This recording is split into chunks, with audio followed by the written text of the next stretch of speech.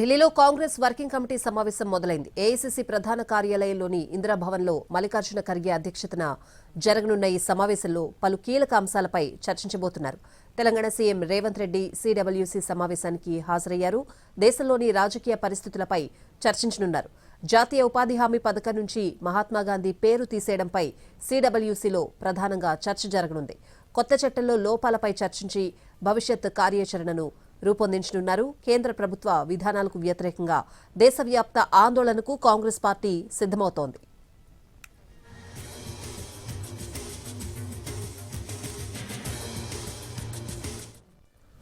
ఢిల్లీలో Congress working committee సమావేశం మొదలైంది. ఏఐసీసీ ప్రధాన కార్యాలయంలోని ఇందిరాభవన్లో మల్లికార్జున ఖర్గే అధ్యక్షతన జరగనున్న ఈ సమావేశంలో పలు కీలక అంశాలపై చర్చించబోతున్నారు. తెలంగాణ సీఎం రేవంత్ రెడ్డి సీడబ్ల్యూసీ సమావేశానికి హాజరయ్యారు. దేశంలోని రాజకీయ పరిస్థితులపై చర్చించనున్నారు. జాతీయ ఉపాధి హామీ పథకం నుంచి మహాత్మాగాంధీ పేరు తీసేయడంపై సీడబ్ల్యూసీలో ప్రధానంగా చర్చ జరగనుంది. కొత్త చట్టంలో లోపాలపై చర్చించి భవిష్యత్ కార్యాచరణను రూపొందించనున్నారు. కేంద్ర ప్రభుత్వ విధానాలకు వ్యతిరేకంగా దేశవ్యాప్త ఆందోళనకు కాంగ్రెస్ పార్టీ సిద్దమవుతోంది.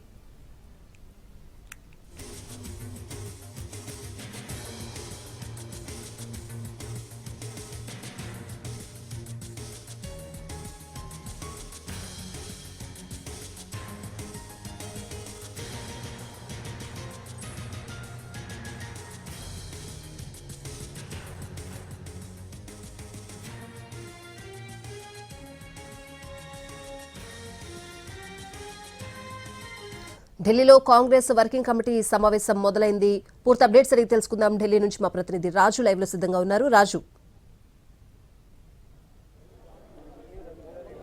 స్వాతి, కాంగ్రెస్ పార్టీలో అత్యున్నత కమిటీగా చెప్పుకునేటటువంటి సిడబ్ల్యూసీ సమావేశం ప్రారంభమైంది. ఈ సమావేశం ఏఐసీసీ అధ్యక్షుడు మల్లికార్జున ఖర్గే అధ్యక్షతన జరుగుతుంది. ఈ సమావేశానికి సోనియా గాంధీ, రాహుల్ గాంధీలతో పాటు కాంగ్రెస్ పాలిత రాష్ట్రాల ముఖ్యమంత్రులు కూడా హాజరయ్యారు. తెలంగాణ ముఖ్యమంత్రి రేవంత్ రెడ్డి, కర్ణాటక ముఖ్యమంత్రి సిద్దరామయ్య కూడా ఈ సమావేశానికి హాజరయ్యారు.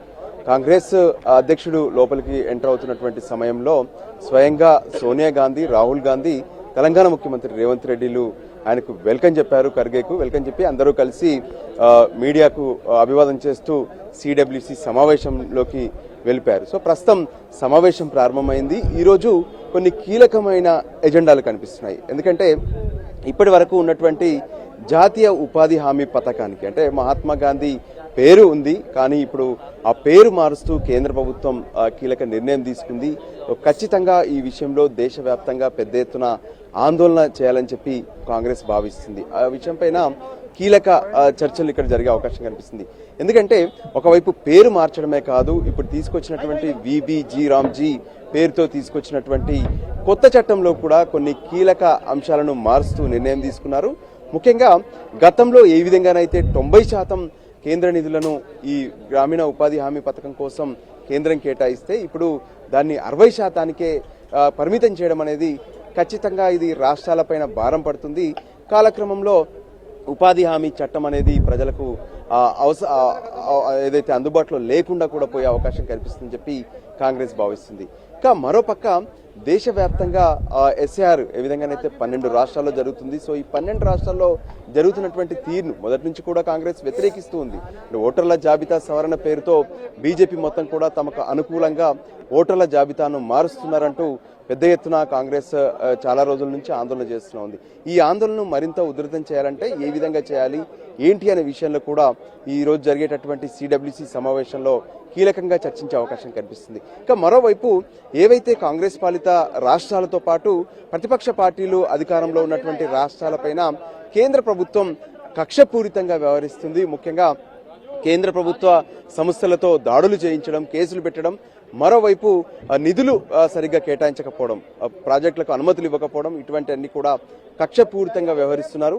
ఈ విషయంలో కాంగ్రెస్ తో పాటు కలిసి వచ్చేటటువంటి పార్టీలతో కలిసి ఏ విధంగా కేంద్రం పైన పోరాటం చేయాలనేటువంటి అంశం మీద కూడా ఒకవైపు ఈరోజు జరిగేటటువంటి చర్చల్లో కీలకంగా నిర్ణయాలు తీసుకునే అవకాశం కనిపిస్తుంది.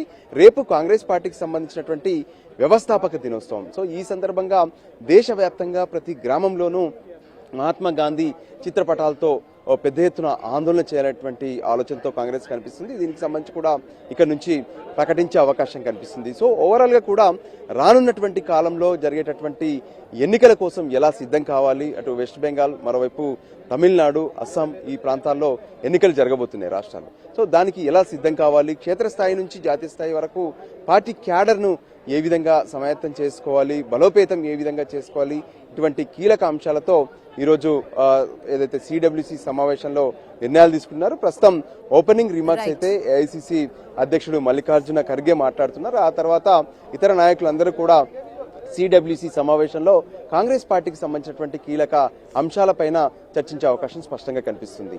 Right Raju, thanks for the updates.